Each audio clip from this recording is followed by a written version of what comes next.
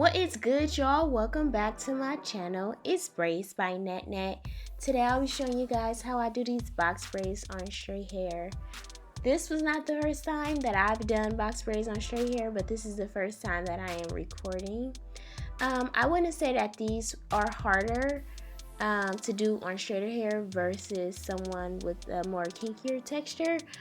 I would just say that your gripping game has to be on point because straighter hair tends to be softer than the braiding hair you're using.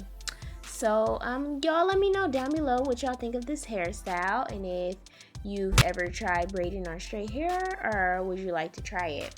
So please like, comment, and subscribe.